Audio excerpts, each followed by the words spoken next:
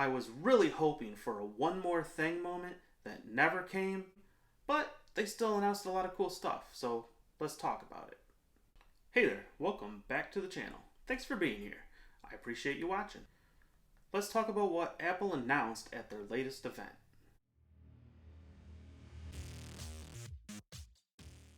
My plan here is to give a quick overview of what they announced, and if you want all the extra details, all the nitty gritty, I'll link a couple of great videos in the description that can give you that. They announced new iPads, and they look very similar to what you would see on the current iPhones or on the older iPhones like iPhone 4s, where they are squared edges instead of kind of rounded up towards the front.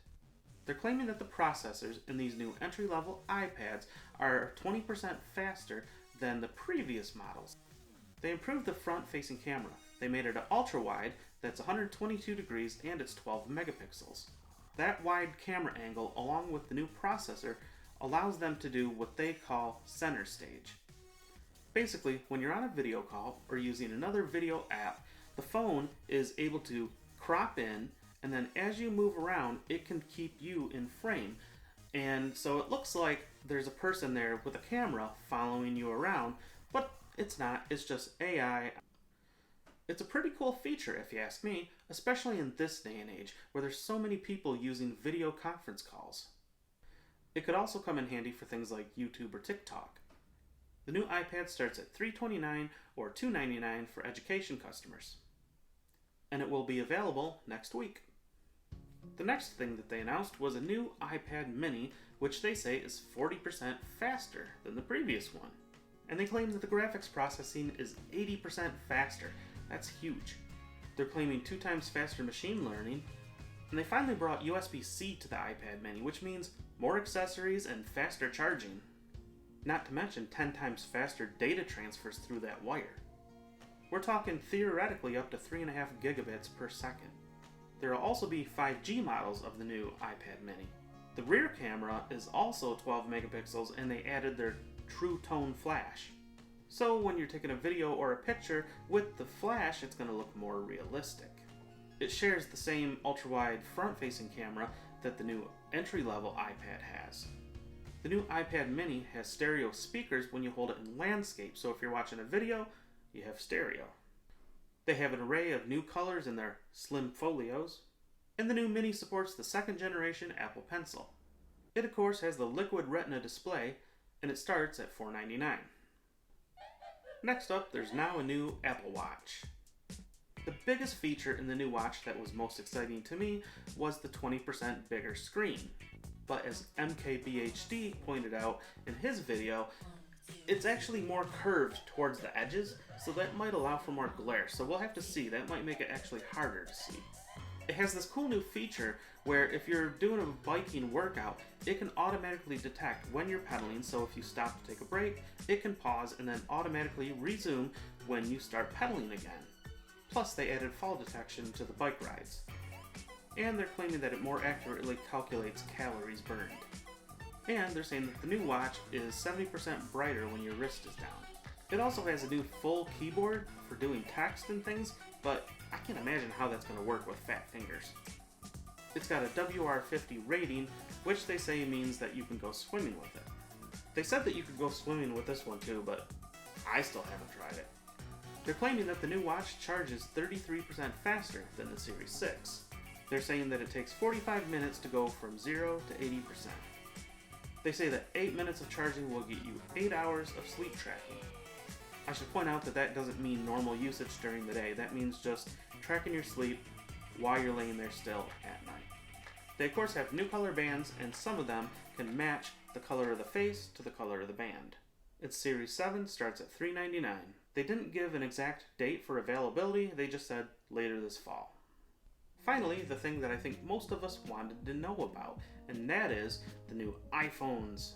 They announced 4 new models: iPhone 13, 13 mini, 13 Pro, and 13 Pro Max. Each of them has a few storage amounts that you can choose from. The iPhone 13 Pro goes all the way up to a terabyte now. The iPhone 13 and 13 mini have 5 new colors to choose from. They're claiming anywhere from 1.5 to 2.5 hours better battery life depending on what model you choose. The new phones have 28% brighter screens. As MKBHD mentioned in his videos, it's kind of weird that they were comparing to competitors rather than their normal comparing to the previous models. But they're saying that the new processors are 50% faster than the competition. They have a 6-core CPU and a 4-core GPU. The live text feature looks pretty cool, which is essentially you point your camera at something and it gives you action that you can take right away. So if you point your camera at something, it can read the text right away. The Seek feature sounds pretty cool too. So you can point your camera at something and then it can tell you what you're looking at. They gave the specific examples of plants and animals, but I don't see any reason why they couldn't do the same thing with buildings and statues and other things like that. They showed off a new feature for video recording, which looks really cool. If you've ever noticed, when you're watching a movie, a director might use focus to direct the audience's eye to a person or object. Well now, as you're recording, you can tap different objects on the screen to change what's in focus. And you can also double tap on something like a person's face, so as they move around, they will stay in focus. They talked about privacy features and they showed off a bunch of new cases with different colors. They have a new MagSafe wallet that they say is Find My compatible. Unfortunately, I'm not clear on whether this gives you the ability to walk around and see if you're getting closer and what direction you need to walk, like you do with the AirTags, or if this is just, oh, it disconnected and here's the last place that it disconnected from your phone. Because that's a big difference there.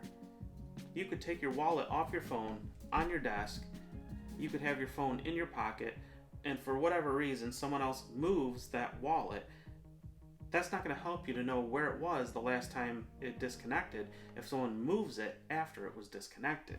So it'll be cool to see when people test that and see how that's going to work. The new iPhone mini starts at $699 and the new iPhone 13 starts at $799. You have choices of 128, 256, or 512 gigabytes of storage. And now on the Pro models, the screens support 120 Hz, but they also can ramp down to save battery life, depending on what you're doing on the phone. It'll even change that refresh rate based on how fast you move your finger across the screen. I thought that was pretty cool. They also made some significant upgrades to the cameras, which you can find out more about in the video by Mr. Who's the Boss that I'll link in the description. They're claiming up to 92% better low light performance. That seems like an oddly specific number. I think that it's really cool that the new Pro Max can take macro photos, not for the reason that you might be thinking though. One of the things that I use my phone for a lot is an electronic magnifier. As someone with poor vision, if something is hard for me to see, it's awesome to have something that's always in my pocket that I can reach for and see something that's small and actually be able to see it. With my current phone and any phone that I've ever had in the past, you could never get very close, so it could only get so big. The new one, you could get as close as 2 centimeters, which means you can get something really close, which means you can probably get it a lot bigger. This would be a handy feature for me when I'm trying to look at something that I just can't get big enough on my current phone. The 13 Pro starts at $999, the 13 Pro Max starts at $1,099, but if you max it out with the most amount of memory that you can get, you're going all the way up to $1,599. You can pre-order Friday and they'll be available on September 24th. So what did I like and what was the one more thing moment that just wasn't there? Well, I use my iPad mini for a ton of different things. So now that the new iPad mini increases its speed, has Touch ID on the power button, and has a bigger screen, that seems like a nice upgrade for me. As for the watch, having a bigger screen definitely sounds like a good idea for me.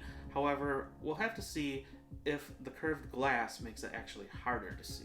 And as for the phones, yeah, having a terabyte of storage sounds great. Having the ability to refocus my video sounds great. The iPhone lineup is a very capable lineup of phones, but the one more thing moment that never came for me was Touch ID. I hate Face ID. It doesn't work while I'm wearing a mask, it doesn't work while I'm wearing sunglasses, and it doesn't work if I have a window near me that's anywhere but directly in front of me. Window to one side? No, sorry. Window to the other side? Try again.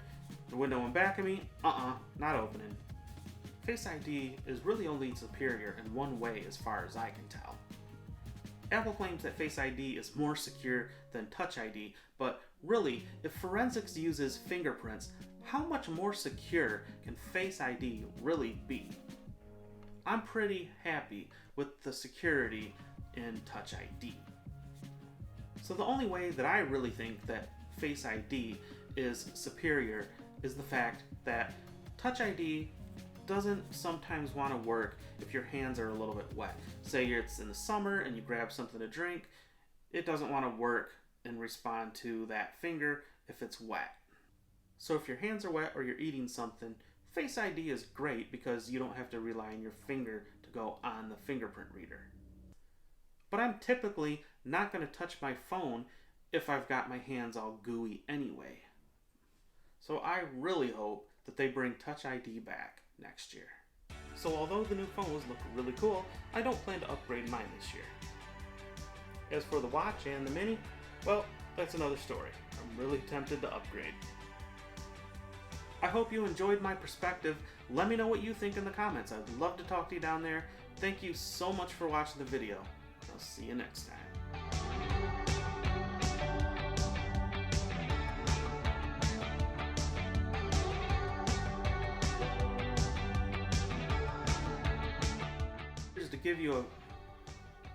My plan here is to give a quick overview of what they